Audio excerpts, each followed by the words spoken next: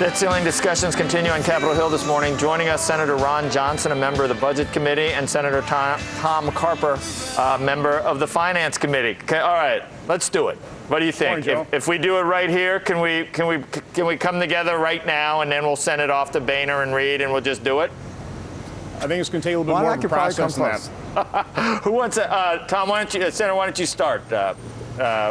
Tom? You led us into the break. The Rolling Stones led us into the break with the I can't get no satisfaction. And what we hear from our business community, businesses large and small across the country, is one of the things they're waiting on to get going, to get this economy juiced up, is some certainty. They want us to figure out how to do a long-term deficit deal that's comprehensive, bipartisan. They want us to figure out what we're going to do on tax policy. They want us to get the Supreme Court or whatever court to resolve the health issues, healthcare issues. Are we going to be constitutional or not? We need an energy policy. We need a transportation infrastructure deal. They want certainty. They want predictability.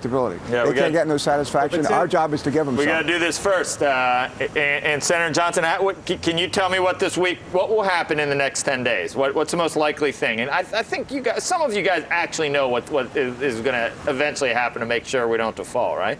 No, Joe, we don't, and that's just the problem.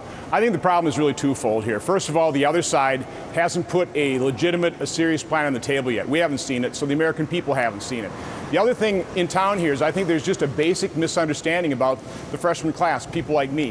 You know, Joe, during the campaign, the only guarantee I made is that I would never vote with my reelection in mind.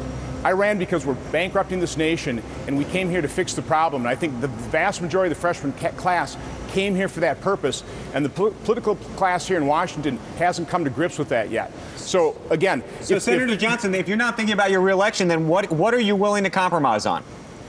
Listen, here's the problem. The deals we're talking about, I don't even know what the deals are because they've been conducted behind closed doors. The American people are tired of that. I'm tired of that. It's a ridiculous process. We're talking about a $3.7 trillion a year budget here, and it's going to be decided by a couple people. What I'm hearing is about $1 trillion in savings. The president's budget would add $12 trillion to our nation's debt over the next 10 years. We're going to bankrupt this nation. $1 trillion doesn't even begin to solve the problem.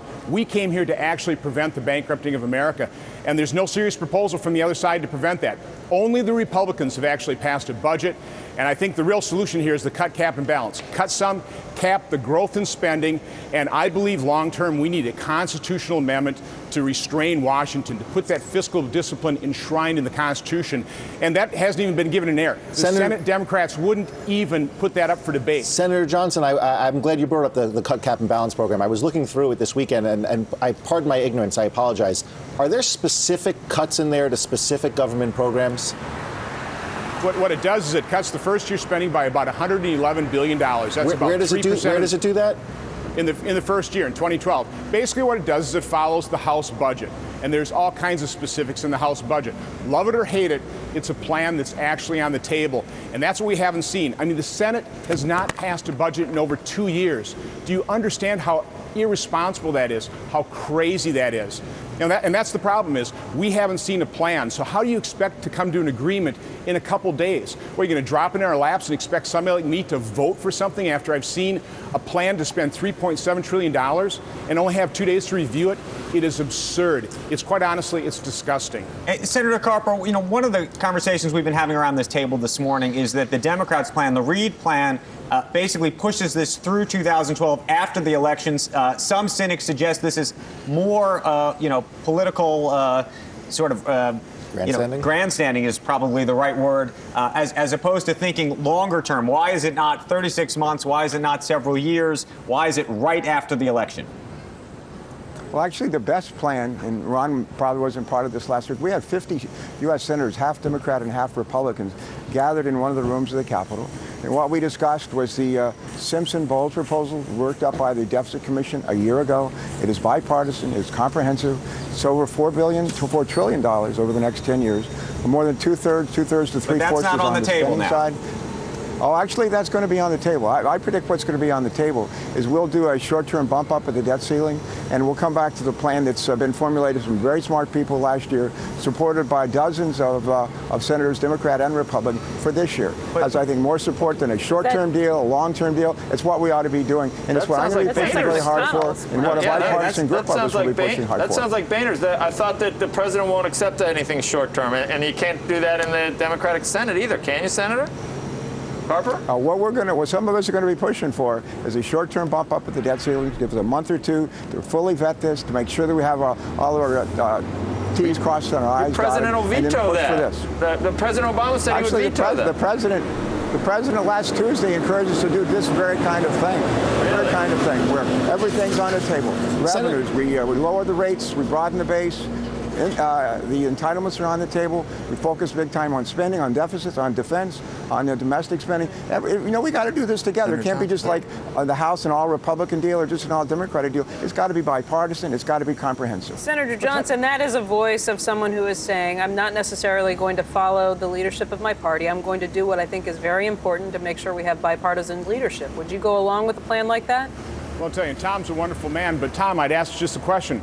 If that's your proposal, why didn't you present that as a budget and put it, bring it to the Senate by April 15th when a budget was due? We're here at the 11th hour here, and it's ridiculous. Would you take a deal like that at this point, Senator Johnson? Tell you what, again, we actually have a good deal on the table that actually fixed the problem. It is called cut, cap, and balance, because I really do not believe that we're going to fix this problem until we put in the Constitution the limitations to finally put fiscal discipline here in Washington. And here's the bottom line. All we're asking is let's let the American people decide.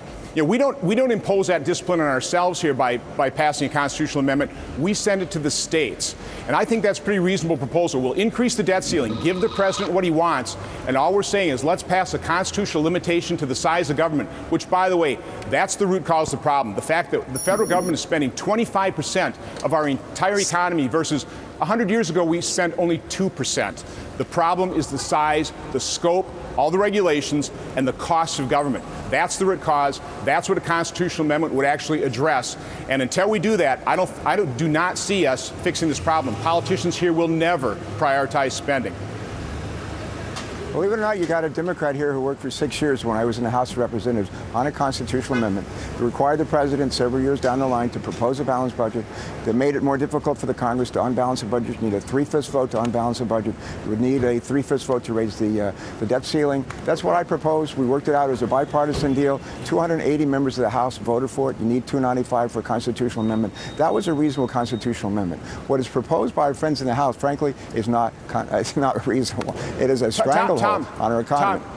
Tom, we're willing to debate that. We're willing to be reasonable. Let's get it on the table then. Let's pass a constitutional amendment that we can all agree on so we prevent the bankrupting of America. But Harry Reid would not even let us debate it on the floor. But I tell you what, there's a great deal of flexibility on the Republican side. We are dealing with a deadline that's coming up, and what Senator Carper was talking about is a plan that would seem to meet most of the Republican demands to this point, with the exception of the balanced budget amendment. I mean, is that something that would be something that you would get you to the table and say, okay, this is very similar to what we've been asking for on almost every point?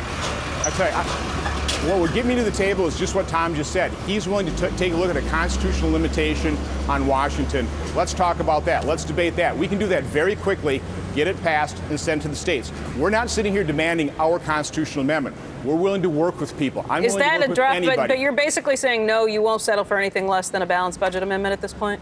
Put something on the table, Becky. I have not seen anything from the other side. It's just all talk. It's all talk. There is no serious plan on the table. Mark Udall, a Democrat from Colorado, has had a pretty serious plan on the table. Looks like what we proposed in the 1980s. Tom, a serious plan would be a budget that you presented in the Senate Budget Committee. We haven't seen it. That would be a serious proposal. Or let's actually take a look at it and be looking at something on a piece of paper. All right, well, Senators, I want to this week when go ahead, Senator Carper. Later this week when we get 50. Yeah, later this week, my hope is we'll get another 50 senators or so, Democrats and Republicans, in the room talking about a plan where everything is on the table, $4 to $5 trillion in deficit reduction on defense, domestic spending, entitlement programs, lower the rates, corporate and personal rates, broaden the base. Some of the deficit reduction would be revenue, maybe a third or so. That's the kind of plan we need. It can't be all Democrat, it can't be all Republican. We're in this together. All right, sounds like a tall order, but Senators Johnson and Carper, we want to thank you both very much for your time today. Thanks for having me on. Thank you so much. Thank you.